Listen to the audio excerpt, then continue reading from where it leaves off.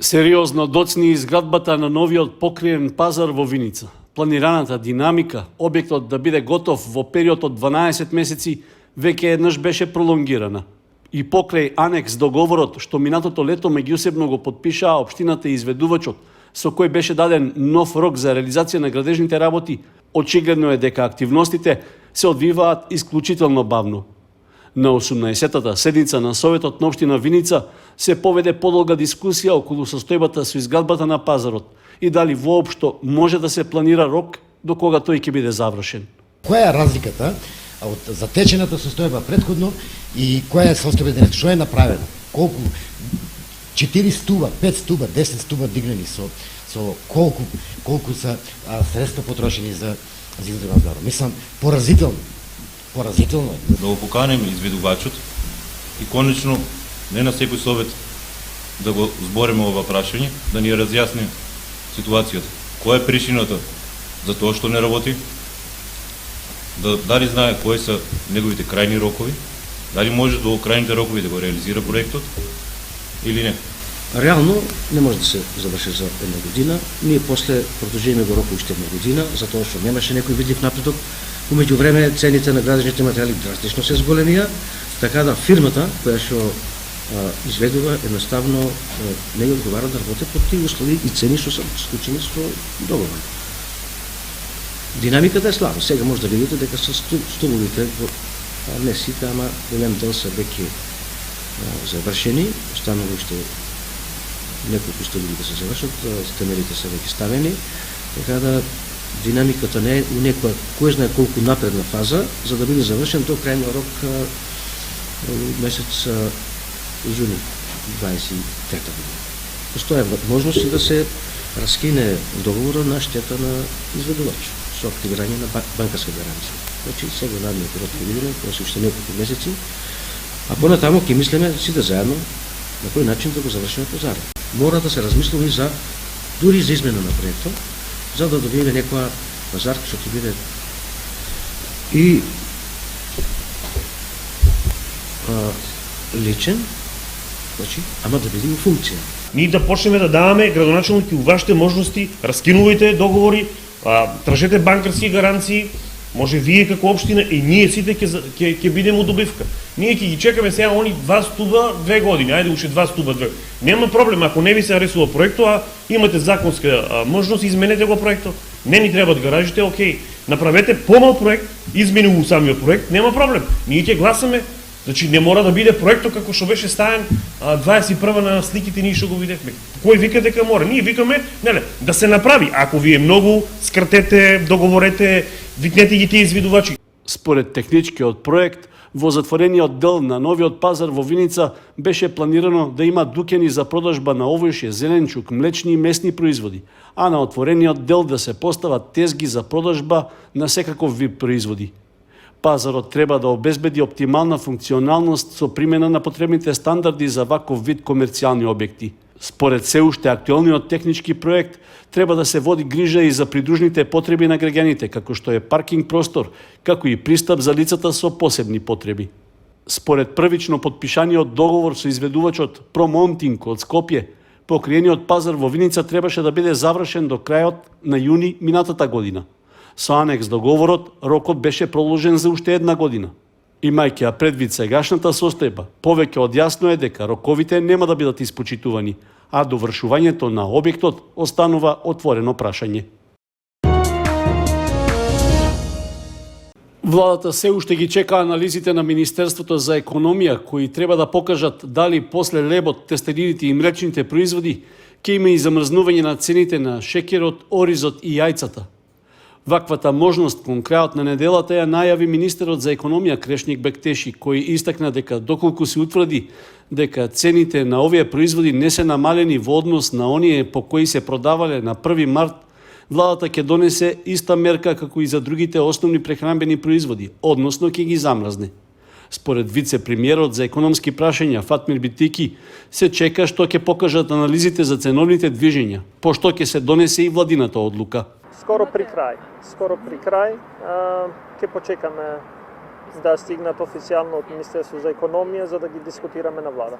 Премиерот и министерот за економија во петокот минатата недела на пресконференција истакнаа дека одлуката на владата да ги замрзне цените на тестенините и на млечните производи ќе биде за 10, односно 15%. Одлуката ќе се применува од 16 марта, ќе важи до крајот на мај годинава. Кај тестенините конкретно станува збор за замрзнување на цените на макароните и шпагетите, а намалувањето ќе биде за 8 до 9 денари.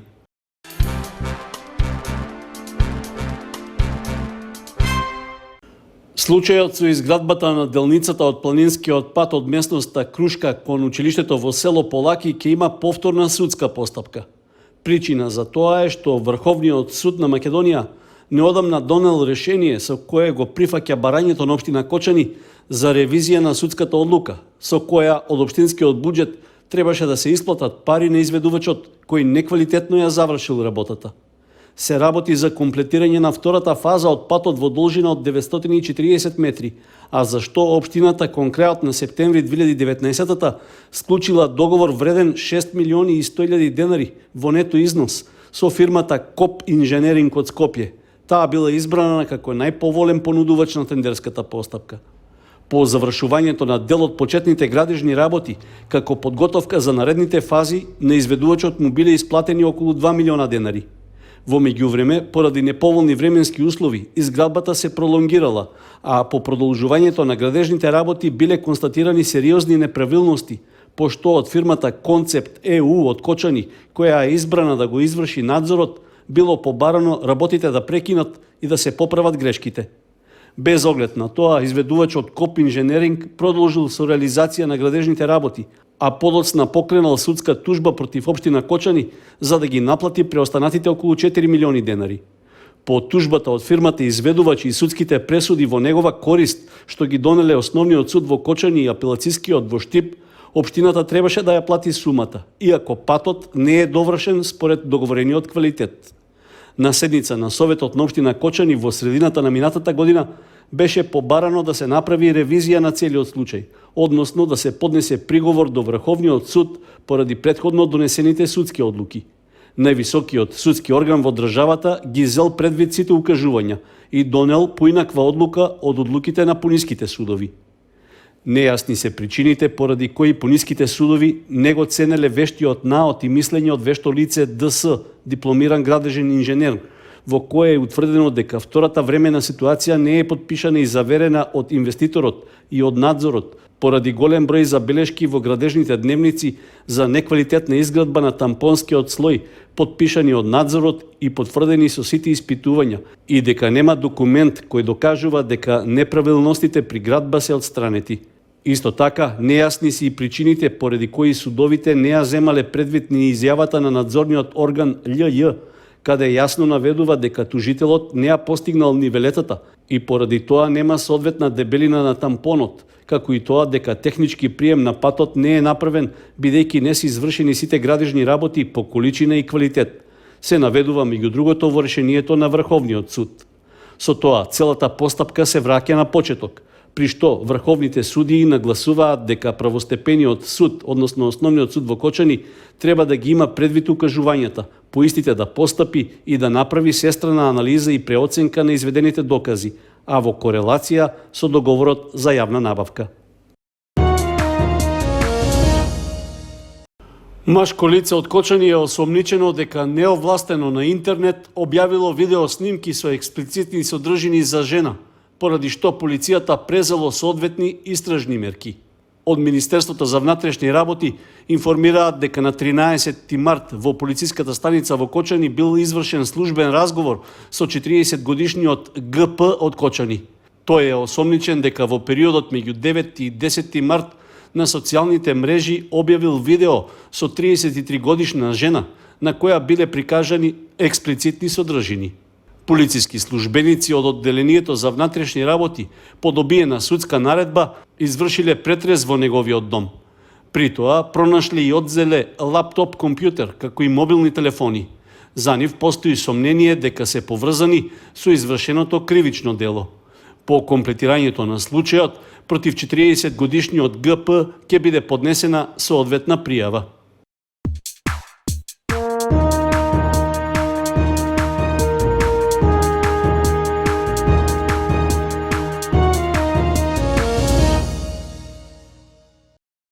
Боречкиот клуб Спартак ќе биде домакин на државното првенство за пионери и пионерки, што представува уште едно признание за добрата работа на клубот во изминатиот едногодишен период.